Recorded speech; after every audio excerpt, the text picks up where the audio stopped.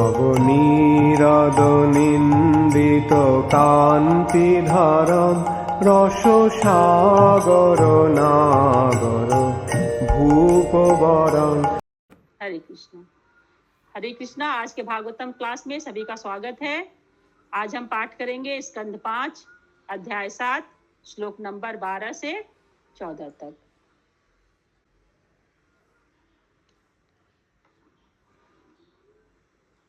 श्लोक नंबर 12।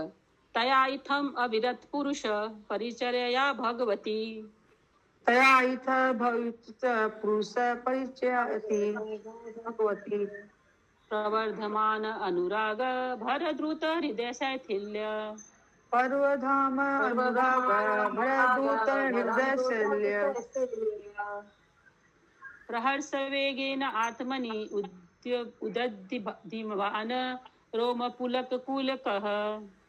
प्रवर्ग वेगेन आत्मनि उद्विग्नमान रोम पुलक। औत्कण्ठ्य प्रवृत्त प्रणय बाष्प निरुद्ध अवलोक नयनः। ओत्कृष्ट प्रवृत्त प्रणय बाष्प निरुद्ध अवलोक नयनः। एवं निज रमन अरुण चरणारविंद अनुध्यान परिचित।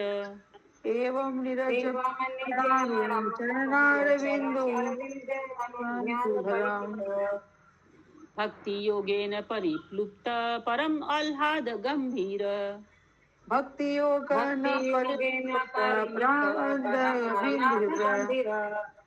हृदय हृदय अवगाढ़ धीसनः ताम अपि।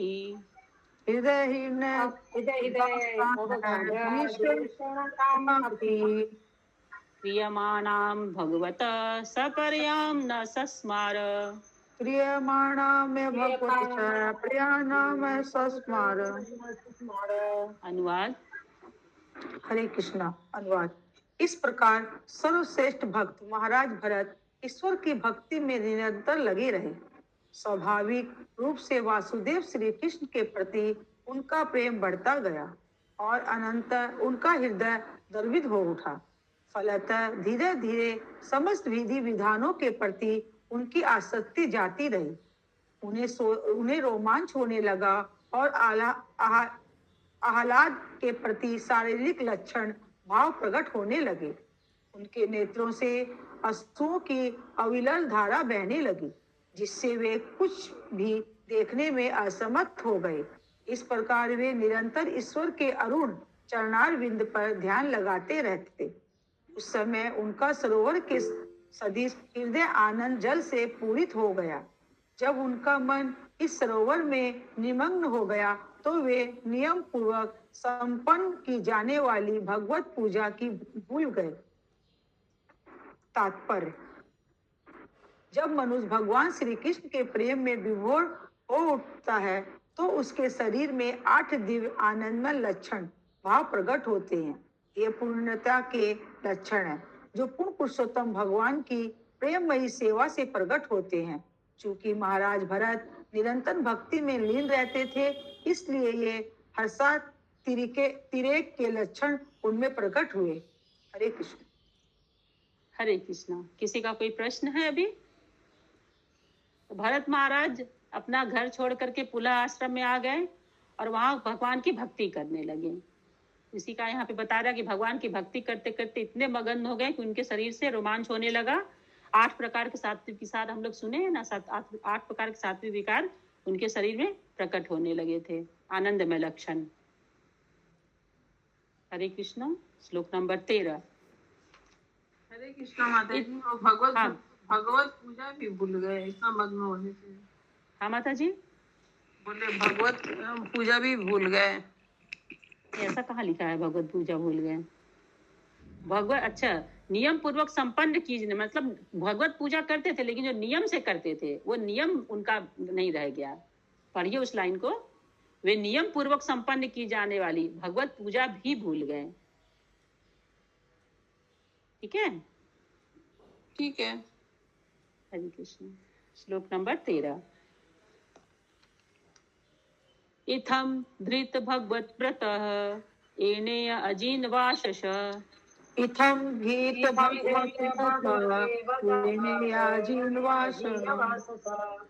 अनुसवन अभिषेक अद्र कपीस कुटिल जटा अनुस्वर अभिषेक कपीस कुटिल जटा कपिका च विरोचमानः सूर्यर्चा भगवन्तं हिरण्यमयम् च विरोचमानः सूर्यर्चा भगवन्तं हिरण्यमयम् पुरुषम् उज्जिहाने सूर्यमण्डले अभ्युपतिष्ठन् एतत् उवाच पुरुषमुजिहाने सूर्यमण्डले अभ्युपतिष्ठन्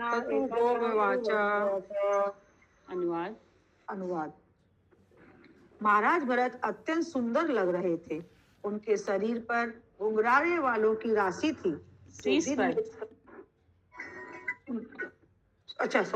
उनके शीश पर घुंघराले बालों की राशि थी जो दिन में 3 बार स्नान करने से गीली रहती थी। वे मृग चर्म धारण करते और श्री नारायण की पूजा करते जो स्वर्णिम तेजोमय शरीर वाले तथा सूर्य के अंदर वास करने वाले हैं। वे ऋग्वेद की ऋचाओं का जप करते हुए भगवान नारायण की उपासना करते और सूर्यदेव होते ही निम्नलिखित श्लोकन का पाठ करते। तात्पर्य सूर्योदय होते ही, हाँ पति सूर्योदय बोले। सूर्य के प्रमुख देवता हिरण्यमय है यानी भगवान नारायण है। उनकी आराधना गायत्री मंत्र से की जाती है जो इस प्रकार है।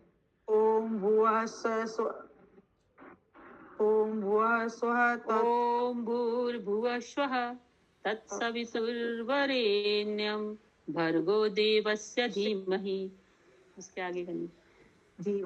यो न प्रचोदयात नहीं दिया है, नहीं पढ़ना था वो नहीं उनकी अर्चना देव वेद में की जा गई है।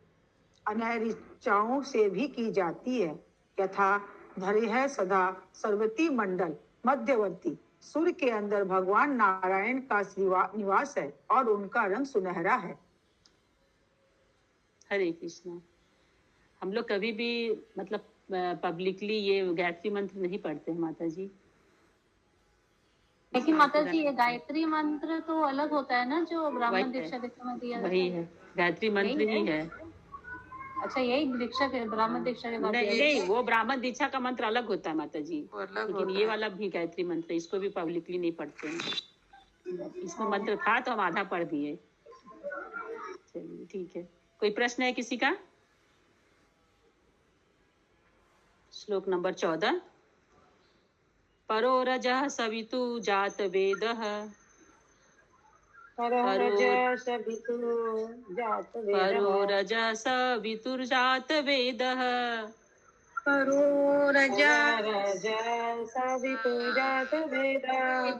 देवस्य भर्गो मनस इदं जजान।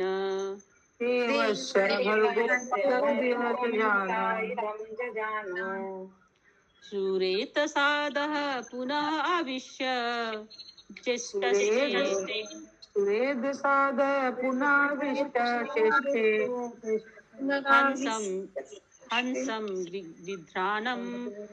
हंसं विध्राणं निशतरिङ्गिराम इमः।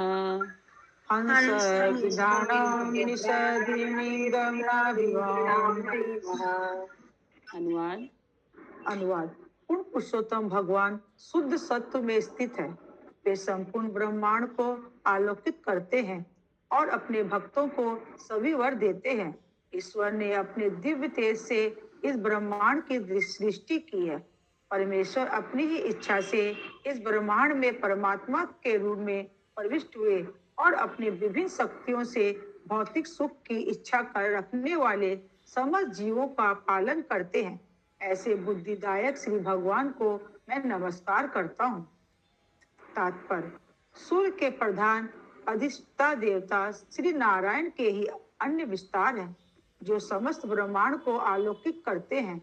परमेश्वर समस्त जीवात्माओं के हृदय में परमात्मा के रूप में प्रवेश करते हैं और उन्हें बुद्धि प्रदान करते हैं तथा उनकी भौतिक इच्छाओं को पूरा करते हैं। श्रीमद् भगवद गीता 15.50 में भी इसकी पुष्टि की गई है। सर्वस्य चाह हदि सनिष्ट विष्टम, मैं सबके हृदय में आसीन रहता हूँ।